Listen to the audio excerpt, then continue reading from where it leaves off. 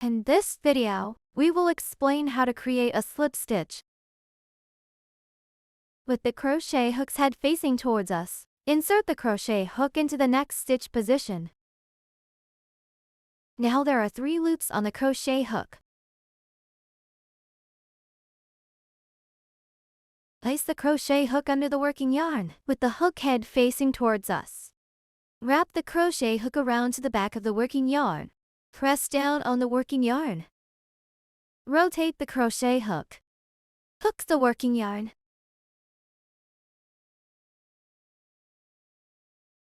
Pull the crochet hook. Bring the yarn through the first 2 loops.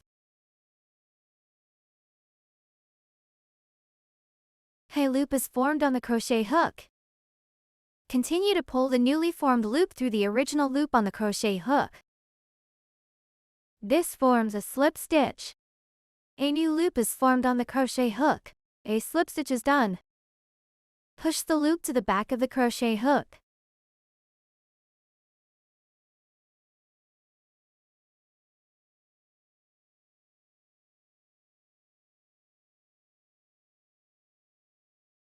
Now the entire round of crocheting is completed.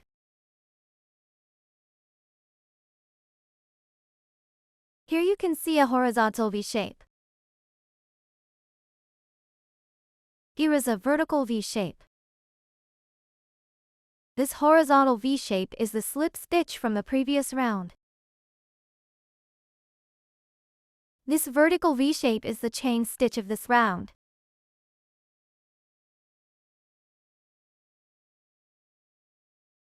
Next, you need to crochet a slip stitch to connect the beginning and end. This slip stitch is not counted in the stitch count.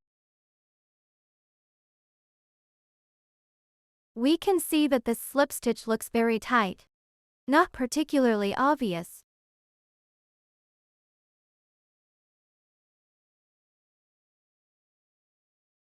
These 3 slip stitches appear relatively wide and obvious.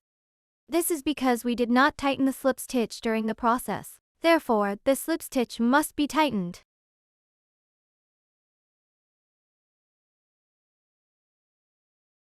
Insert the crochet hook back into the loop. Then, tighten the loop.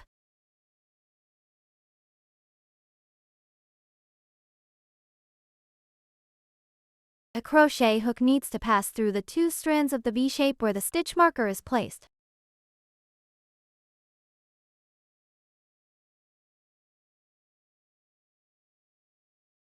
Now there are 3 strands on the crochet hook.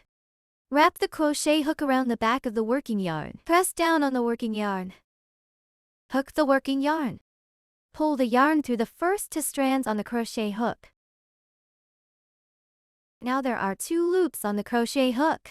Then continue to pull the yarn through the existing loop on the crochet hook. Now there is 1 loop left on the crochet hook. This completes the slip stitch. This V shape is formed by the slip stitch.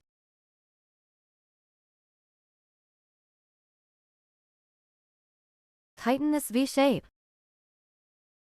The slip stitch here is not counted in the stitch count. It needs to be tightened. This can prevent it from being mistaken as a stitch.